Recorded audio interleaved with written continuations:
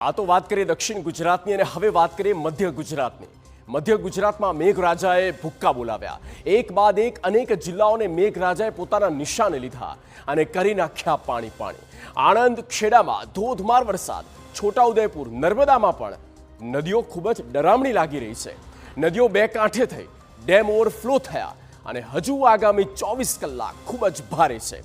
આવતીકાલે પણ હવામાન વિભાગે મધ્ય ગુજરાતમાં ભારેથી અતિ ભારે વરસાદની આગાહી કરી. એટલે ધોધમાર આ નવો રાઉન્ડ આગામી કલાકોમાં પણ આવી રીતે જ યથાવત રહેવાનું છે. મધ્ય ગુજરાતમાં મુશળધાર કહેર છે. છોટાઉદેપુર, નર્મદા જિલ્લામાં સૌથી વધુ કહેર. અમદાવાદમાં જેવી આગાહી હતી તેવો વરસાદ ન આવ્યો, પરંતુ માનવામાં આવે છે કે આગામી કલાકોમાં પણ અમદાવાદમાં મુશળધાર આવશે. ત્યારે જુઓ મધ્ય ગુજરાતમાં કેવો છે મેઘાનો તરખાટ.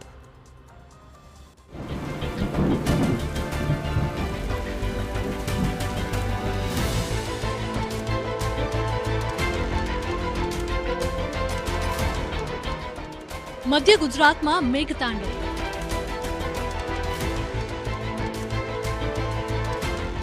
અનેક જિલ્લા થયા જળબંબાકાર.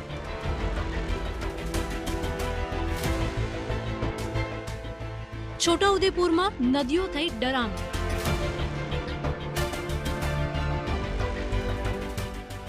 નર્મદામાં વરસ્યો ધમધોકાર.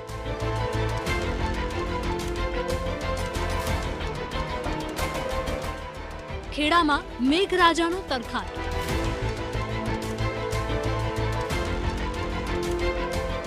આણંદમાં વરસી આકાશી આફત. હવામાન વિભાગની આગાહી પ્રમાણે જ મધ્ય ગુજરાતમાં પ્રચંડ વરસાદ થઈ રહ્યો છે. વહેલી સવારથી જ મેઘરાજા અનેક જિલ્લાને ગમરોળી રહ્યા છે અને હજુ પણ આગામી 24 કલાક સુધી આવો જ વરસાદી માહોલ યથાવત રહેશે.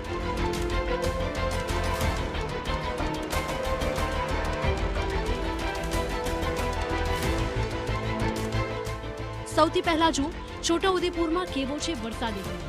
મેઘતાંડવથી રસ્તા પર નદીઓ વહેતી થઈ છે. નસવાડી તાલુકાના કાલીડોળી ગામના દ્રશ્યો જુઓ.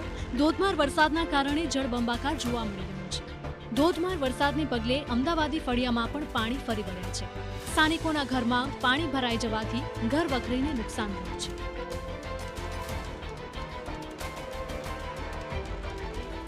હવે જુઓ છોટાઉદેપુરના બોડેલીમાં વરસી રહેલા ભારે વરસાદના કારણે ગુજરાતનો પ્રથમ રબર ડેમ ઓવરફ્લો થયો છે. રાજવાસણા ગામ પાસે હેરણ નદી ઉપર બનાવવામાં આવ્યું છે રબર ડેમ. હેરણ નદી બે કાંઠે વહેતી થતા પાણી રબર ડેમ પરથી પસાર થતા સુંદર દ્રશ્યો સર્જાયા છે. પાણીનો સંગ્રહ થતા ખેડૂતોને સિંચાઈનો લાભ મળશે.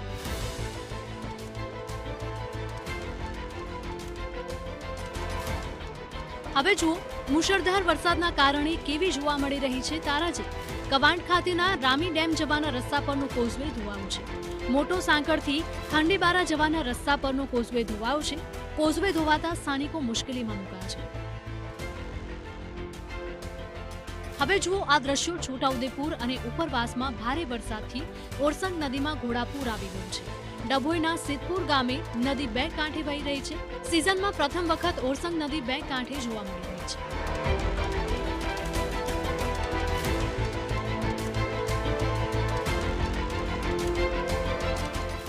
છોટાઉદેપુર શહેર અને ગ્રામ્ય વિસ્તારમાં ભારે વરસાદ ખાબક્યો છે.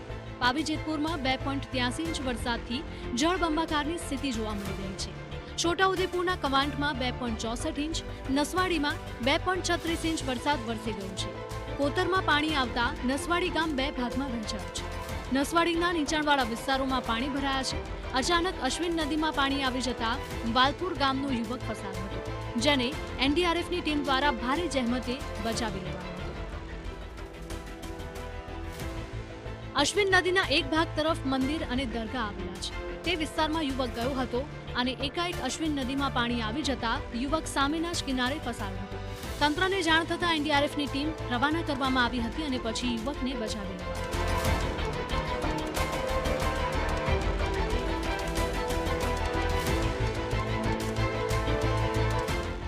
હવે જુઓ નર્મદાના ગરુડેશ્વરમાં કેવી રીતે મેઘરાજાએ બોલાવી છે સટાસટ. ગરુડેશ્વરમાં 5 ઇંચ વરસાદમાં જળબંબાકારની સ્થિતિ જોવા મળી રહી છે. ભારે વરસાદને પગલે રસ્તા ધોવાઈ જતા અનેક ગામોનો સંપર્ક કપાયો છે. વરસાદના એલર્ટને લઈને તંત્રએ સુરક્ષાના પગલાં હાથ ધર્યા છે. નીચાણવાળા વિસ્તારમાં રહેતા લોકોનું સ્થળાંતર કરવામાં આવ્યું છે. કરજણ નદીનો પ્રવાહ વધતા 28 ગામોને એલર્ટ કરવામાં આવ્યા છે. નર્મદામાં ભારે વરસાદને પગલે કરજણ ડેમના 6 દરવાજા ખુલ્લા છે. ડેમમાંથી 70,000 ક્યુસેક પાણી છોડાતા કરજણ નદી બે કાંઠે જોવા મળી રહી છે. ડેડિયાપાડા અને સાગબારામાં 5 ઇંચ વરસાદથી ડેમમાં પાણીની આવક વધી ગઈ છે. રાજપીપળા નજીક કરજણ નદીનો પ્રવાહ વધતા એલર્ટ જાહેર કરાયું છે. નદી કાંઠાના ગામોને સુરક્ષિત અને સચેત રહેવા સૂચના આપવામાં આવી છે. નર્મદાના ગરુડેશ્વર તાલુકાના જરિયા ગામે નદીના પાણીમાં 22 વર્ષનો યુવક ફસાયો હતો. આ ઘટનાની જાણ થતાં જ સરપંચ, મામલતદાર, તાલુકા વિકાસ અધિકારી તથા ગ્રામજનો સ્થળ પર પહોંચી ગયા હતા અને યુવકનું સફળતાપૂર્વક રેસ્ક્યુ ઓપરેશન પાર પાડ્યું હતું. આ કામગીરીને સીએમ દ્વારા પણ વખાણવામાં આવી છે. નર્મદાના કેવડિયામાં ધોધમાર વરસાદ ખાબક્યો છે. ભારે વરસાદને પગલે નદીઓ ગાંડીતુર જોવા મળી રહી છે. કેવડિયા તણખલા રોડ પર ડાયવર્ઝન પર પાણી ફરી વળ્યા છે. ડાયવર્ઝન પરથી પાણી ઓવરફ્લો થતા રસ્તો બંધ કરાયો છે. વરસાદના એલર્ટના પગલે વહીવટીતંત્ર સજ્જ બન્યું છે. હવે જુઓ વડોદરાને કેવી રીતે મેઘરાજાએ ગમરોળ્યું છે. ભારે વરસાદથી શહેરમાં અનેક સ્થળે પાણી ભરાયેલા છે. 2 ઇંચ વરસાદથી અનેક વિસ્તાર પાણીમાં ગરકાવ થયો. આજવા ચોકડી સયાજીપુરા પાસે રસ્તો પાણીમાં ગરકાવ થયો. વડોદરાથી આજવા તરફ જતા રસ્તા ઉપર પાણી ભરાયા છે. વરસાદી પાણી ભરાતા વાહન ચાલકોને હાલાકી થઈ રહી છે.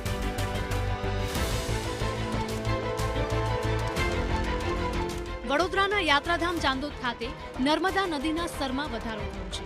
ઉપરવાસમાં સાર્વત્રિક વરસાદને પગલે ડભોઈમાં નદીનો પ્રવાહ વધ્યો છે.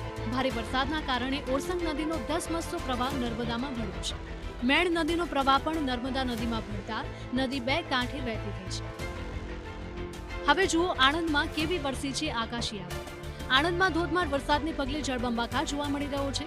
આણંદની જૂની જિલ્લા સદન કચેરીમાં પાણી ભરાયા. સરકારી અધિકારીઓની ગાડીઓના ટાયર ડૂબ્યા. ભારે વરસાદથી સેવા સદન કેમ્પસ પાણી પાણી. આણંદના ખંભાતમાં પણ મેઘરાજાએ બોલાવ્યા છે ભૂક્કા. ખંભાતમાં વહેલી સવારના 6 વાગ્યાથી 10 વાગ્યા દરમિયાન 3 ઇંચ વરસાદ વરસ્યો. ખંભાતના રસ્તા ઉપર નદીઓ વહેતી થઈ હોય તેવા દ્રશ્યો સામે આવ્યા. મોચીવાડ, ગવારા ટાવર, બાબા બાજીશા, સાલવામાં પાણી ભરાયા છે. ખંભાતમાં દરિયા કિનારે પણ તંત્ર દ્વારા બેરિકેડિંગ કરી દેવાયું છે. ઉંદેલ, કાળી તલાવડી, ટીંબા, વટાદરા, રોહિણી, પાંદડ, ગોલાણામાં વરસાદ ખાબક્યો છે. હવે જુઓ નડિયાદ પાસે શેઢી નદીમાં પૂરની સ્થિતિ જોવા મળી રહી છે. પુલની સંરક્ષણ દિવાલ ધોવાતા મોટી દુર્ઘટનાનો ભય છે. શેઢી નદી બે કાંઠે વહેતા પૂર જેવી ગંભીર પરિસ્થિતિ સર્જાઈ છે.